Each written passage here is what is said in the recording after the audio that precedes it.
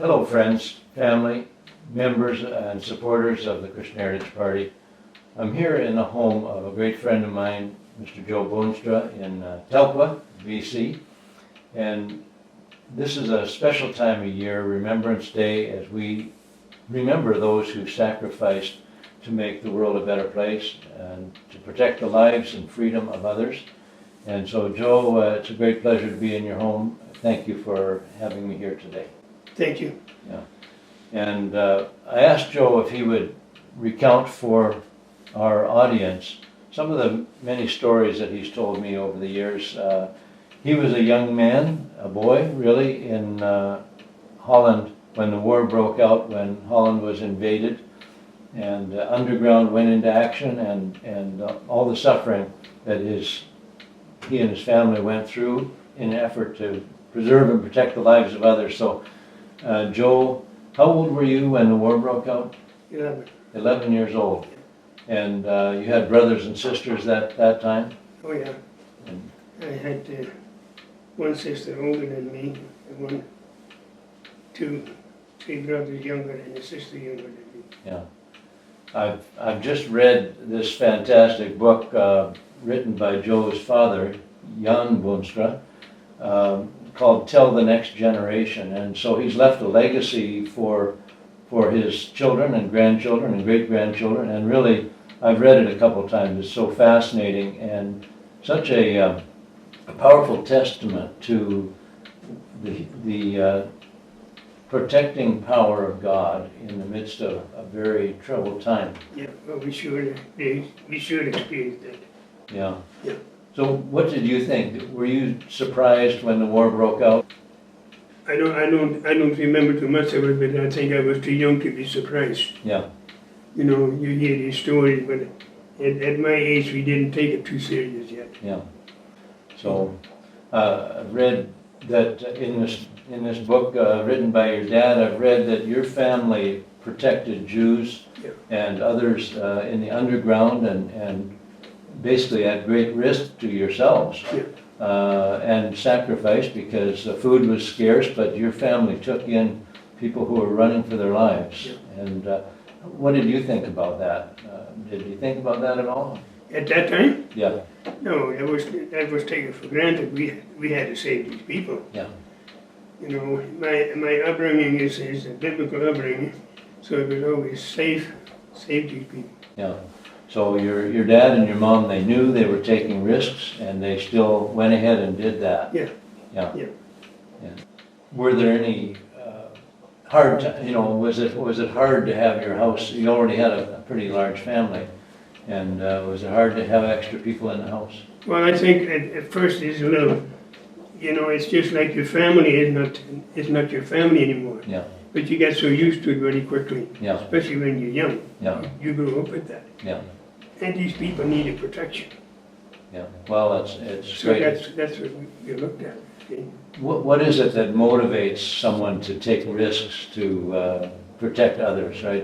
What do you think where does that come from, that conscience?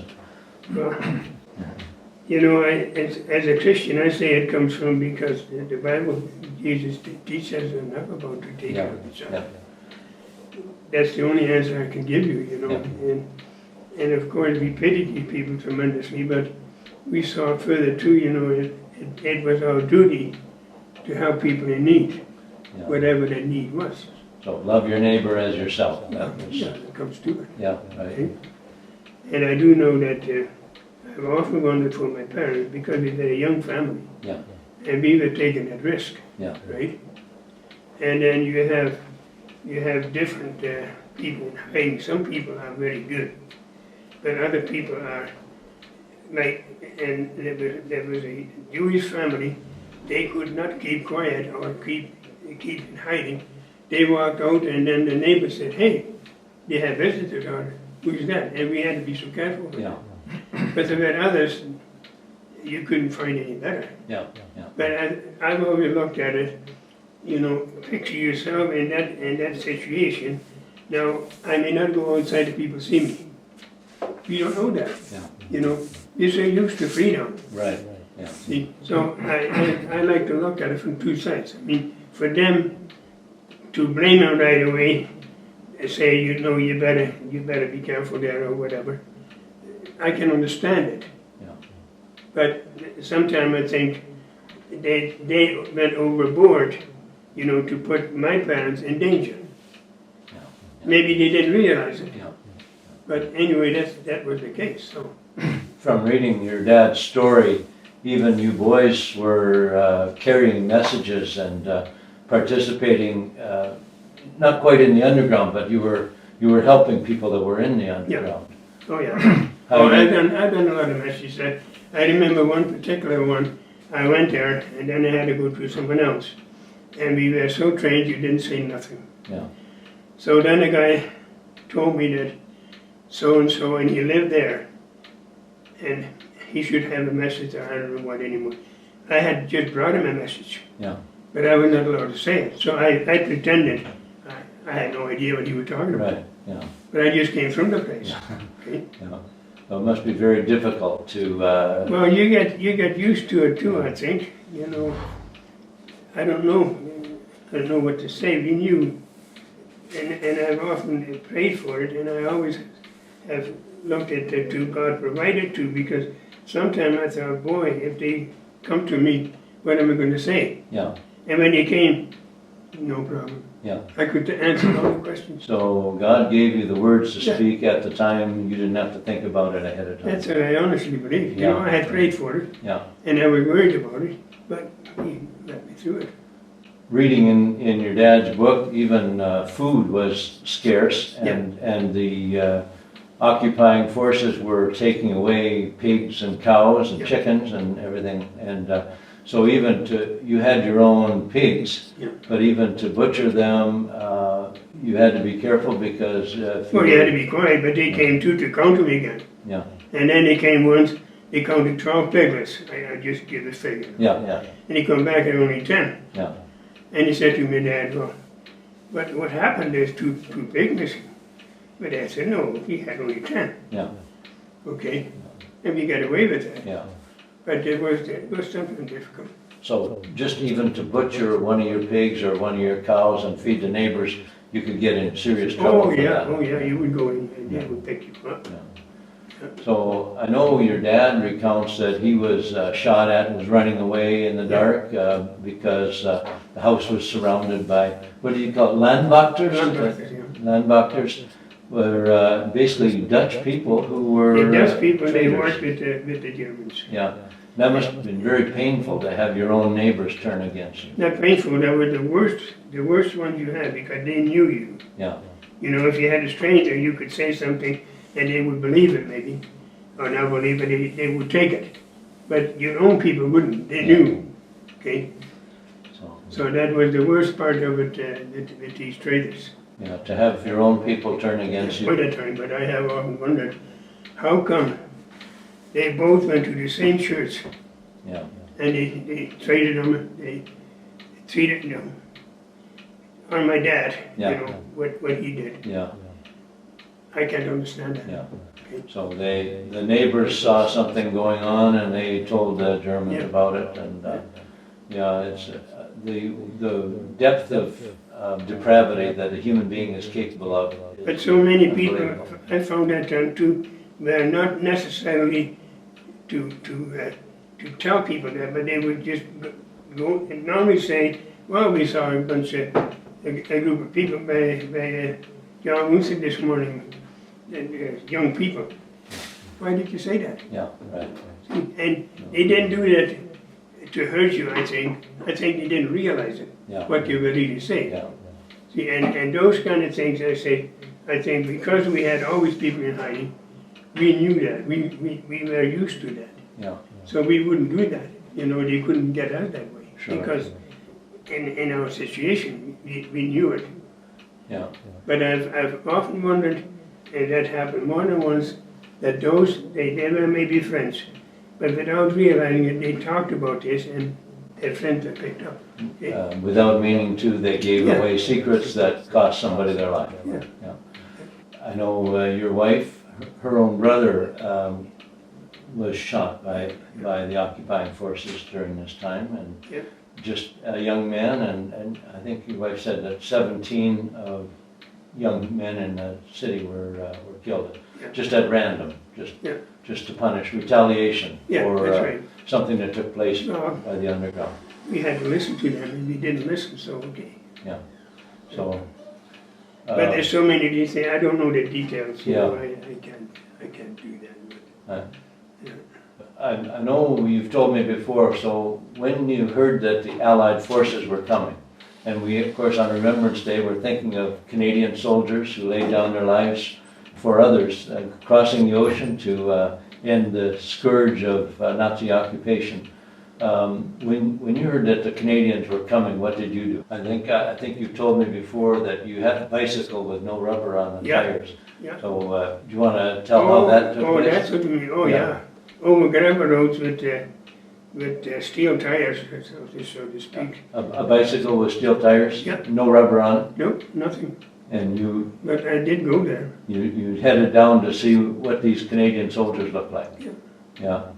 And I bet that was a happy day for you to see the Canadian soldiers coming in. But I remember too that we would come out and bring some food. They didn't need it, but you know, the thankfulness you couldn't do much with, so you want to give them something. You wanted to show your gratitude. Yeah. Because that was something Canadians are coming, Canadians are here. Man, unbelievable. And how long did it take in your town before the Canadians were well established, you know, before the Nazis were driven out? I don't think it took too long. Yeah. No, I don't think so. At least I don't remember. But see, we were a town, we were not a city or anything, so. And then afterwards, your whole family moved to Canada? Yeah.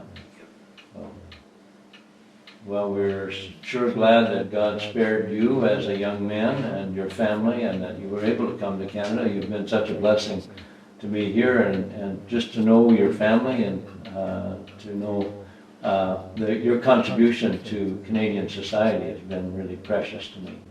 Well, that's vice versa, because when the Canadians came in Canada, man, we whatever we could find, a bike without wheels and or even a kind of a thing that you had to step on and push. Yeah. We had to see these Canadians. Yeah. Okay?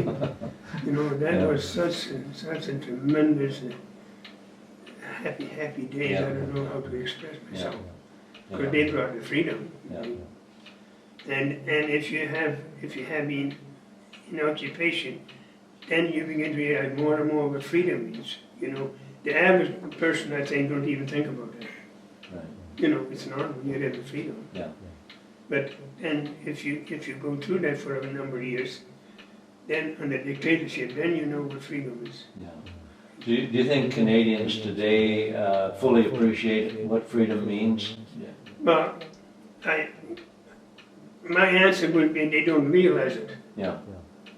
You know, I think they do appreciate it. Yeah. But they don't realize what it is when they take your freedom away. Right. That's very hard to believe, I think. Yeah. No, not to believe, but to understand or to, I don't know how to say. I find it very troubling today. We seem to have a lot of our freedom is under attack today. Freedom of speech, freedom of religion, freedom to preach the gospel.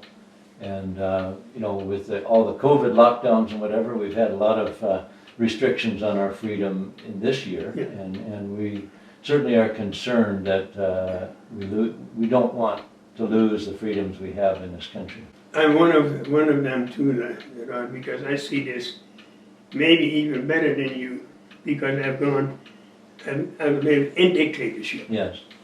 You know, and I've always said we don't know. A lot of people don't realize what freedom is. Yeah. What real freedom is. Yeah. You know, you can do whatever you want. Yeah. Or if you're there, I need a permit for this, I need a permit for that, I have to tell this. If you never go through it, I think you don't realize it. No, that's right. You know. Yeah. And I find Canada a tremendous and free country. When we came here, it was so hard for us to believe. You know, you could do whatever you like. Yeah. Nobody stops you. Yeah. Okay? I remember a friend of ours in Alberta, when his dad came from Russia, they wanted to drive up to visit Jasper. And his dad said, well, we have to let the police know that we're going there, don't we? And they said, no, in this country you can just drive wherever you want. And that was such a surprise to him. They actually had to call the police and let them know, otherwise he wouldn't go. He was afraid they were going to get in trouble just for driving to Jasper. So we take a lot of freedoms for granted in this country. Oh, I think so too. But here you can do whatever you want. Nobody stops you. Yeah, very good. And there's men and women who have given their lives to protect that freedom, and that's what Remembrance Day is all about. We do remember their sacrifice, and we want to live in such a way that we honor their sacrifice and that we ourselves are willing to make sacrifices to preserve the freedoms that we But have. when I look around, I often wonder how many people realize it. Yeah. And I don't blame them, because if you go through it, that's totally different. Yeah, no, that's right. You know, then you live it. Yeah.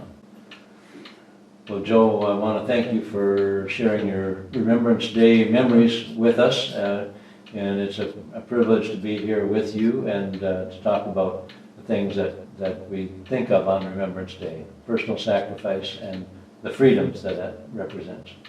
You're more than welcome, Rod. I do appreciate you too, very much. And I find that freedom, I find it with so many people, and they maybe not realize it, but I enjoy it so much. I can talk to anybody, I can say anything I want. Yeah.